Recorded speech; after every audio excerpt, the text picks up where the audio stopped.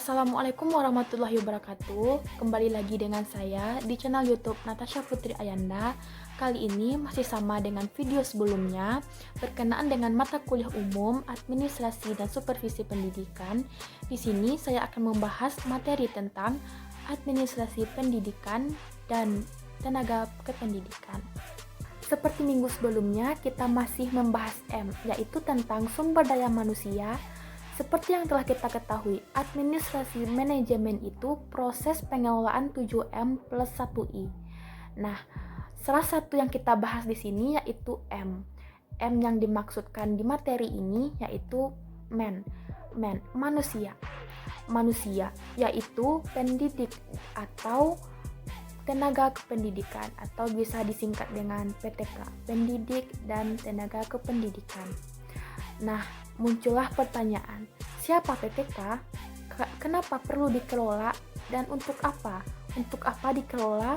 Bagaimana proses mengelola administrasi PTK? Untuk memperdalam wawasan kita, mari kita bahas materi ini secara detail. Nah, yang pertama-tama kita harus mengetahui siapa itu pendidik dan siapa juga tenaga pendidik. Berpedoman kepada Undang-Undang Nomor 20 Tahun 2003, dijelaskan bahwa tenaga pendidik itu adalah anggota masyarakat yang mengabdikan diri, kemudian diangkat untuk menunjang penyelenggaraan pendidikan.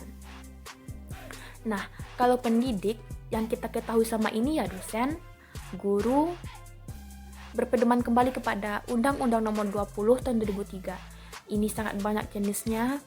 Artinya adalah mereka yang disebut sebagai tenaga pendidik yang mempunyai klasifikasi sebagai guru, dosen, konselor, pamong pelajar yang sesuai dengan kekhususan masing-masing serta berpartisipasi dalam penyelenggaraan pendidikan secara langsung.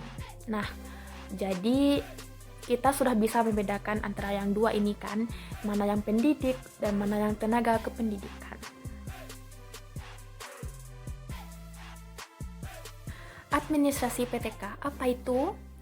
Administrasi adalah proses konsep mengelola, mengatur sebuah aktivitas yang harus dilakukan oleh lembaga pendidikan di sekolah atau perguruan tinggi, mulai dari tenaga pendidik dan kependidikan masuk, diterima oleh lembaga kita, sampai nantinya pensiun, sampai nantinya diberhentikan juga.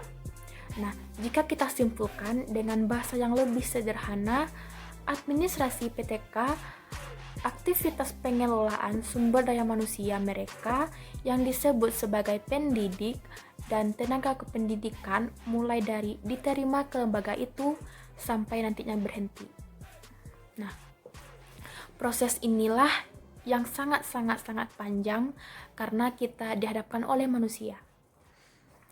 Kejujuran seseorang untuk terbuka berperilaku dengan tanggung jawabnya sebagai pendidik atau tenaga kependidikan kalau tidak ada SOP yang jelas dan tidak ada aturan, setiap manusia disebut sebagai pendidik dan tenaga kependidikan. Akan sama dengan manusia-manusia yang lainnya. Sedangkan lembaga dalam rangka mengangkat tujuan pendidikan seperti sekolah dan perguruan tinggi punya alur yang jelas. Nah, ini tujuan akhir dari pendidikan dan tenaga kependidikan. Sekarang kita masuk ke dalam proses administrasi pendidik dan tenaga kependidikan. Secara garis besar kita bagi menjadi 3 aktivitas. Yang pertama ada pengadaan, yang kedua ada penempatan, dan yang ketiga ada orientasi. Yang pertama yaitu pengadaan, proses penerima siapa kira-kira calon PTK yang sesuai dengan harapan.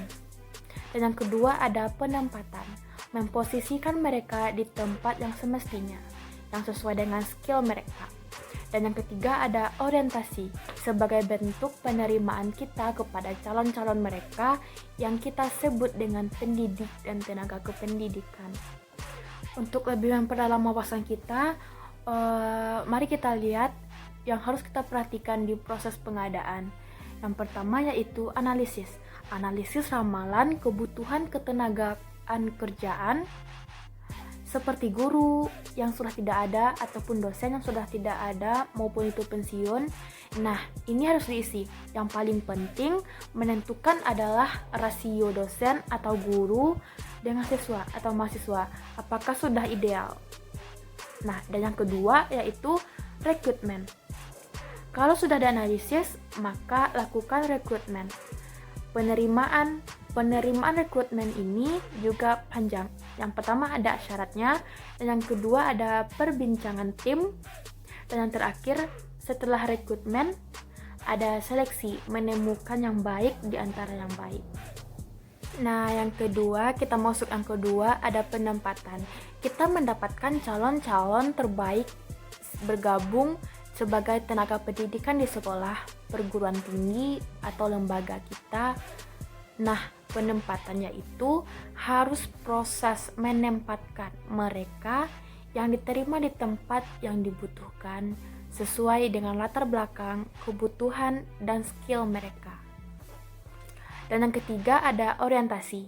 Harus dilaksanakan sekaligus untuk menyatakan bahwa mereka para calon yang sudah diseleksi dengan orientasi diatasi berbagai macam ketakutan mereka, timbul rasa percaya diri yang tinggi, akan tahu semestinya bekerja seperti apa.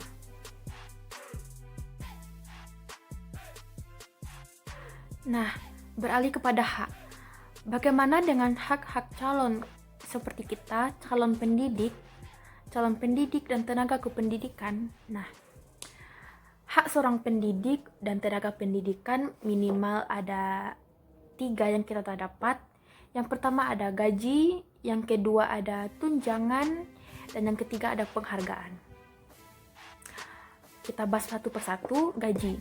Gaji itu pengeluaran kompensasi yang dibayarkan kepada seseorang kepada pegawai berupa gaji pokok, berbagai macam jenis tunjangan yang sah. Dan yang kedua ada tunjangan. Ada tunjangan tetap dan ada juga tunjangan yang tidak tetap. Undang-Undang Nomor 13 Tahun 2003 Pasal 94, tunjangan tetap sebuah pembayaran kepada pekerja yang dilakukan secara teratur. Kalau tunjangan tidak tetap diberikan tidak ada kaitannya secara langsung dengan kehadiran. Hak yang terakhir yang kita dapat sebagai calon pendidik yaitu penghargaan. Hak penghargaan, sesuatu yang menarik orang lain untuk bergabung, menjaga pekerjaan, memotivasi, melakukan pekerjaan sebaik mungkin. Kita benar-benar banyak mendapatkan hak. Selain yang 3 tadi juga ada beberapa hak yang kita dapat sebagai calon pendidik dan tenaga kependidikan, yaitu yang pertama yaitu ada hak cuti. Menurut Undang-Undang Nomor 13 Tahun 2003 Pasal 79 ayat 2, seorang pekerja punya hak cuti tahunan dan lamanya sekurang-kurangnya 12 hari. Dan bagi yang perempuan boleh mempunyai cuti selama 1 bulan atau 2 bulan sesudah melahirkan. Nah, beruntunglah bagi kita yang para perempuan untuk mendapatkan cuti kalau kita sebagai pendidik ya. Nah, yang kedua ada hak pembinaan. Hak pembinaan, usaha untuk meningkatkan kemampuan teknis sebagai pegawai, pendidik, dan tenaga kependidikan keseluruhan kita dengan kebutuhan pekerjaan atau jabatan melalui pendidikan dan latihan. Langkah-langkah dalam pembinaan, yang pertama yaitu ada kebutuhan, sasaran belajar, prinsip-prinsip belajar, melaksanakan program tersebut. Dan yang terakhir di materi ini ada evaluasi. Evaluasi. Dalam proses evaluasi yang harus dikerjakan minimal ada 5W plus 1H masuk ke dalam pikiran untuk mengkategorikan kegiatan ini. Nah, di ujung materi kita ada satu lagi yaitu unsur-unsur. Unsur-unsur apa saja yang untuk dinilai dari administrasi pendidikan dan tenaga kependidikan. Nah, yang pertama ada kesetiaan, prestasi kerja, kejujuran, kedisiplinan, kreativitas. Nah, pokoknya yang di sini yaitu unsur-unsurnya memiliki sifat kekerenan. Nah, kalau semua unsur ini dinilai dan masing-masing orang menilai secara profesional dan yang dinilai paham, nah kira-kira akan terjadi penyempurnaan bukan di kemudian hari. Hanya kadang-kadang yang akan terjadi penilaian cenderung di atas kertas. Mudah-mudahan ini tidak akan terjadi lagi di dunia pendidikan maupun dunia tenaga kependidikan. Oke teman-teman, terima kasih banyak sudah menonton materi ini di administrasi pendidikan dan tenaga kependidikan. Semoga sangat-sangat bermanfaat. Terima kasih. Assalamualaikum warahmatullahi wabarakatuh.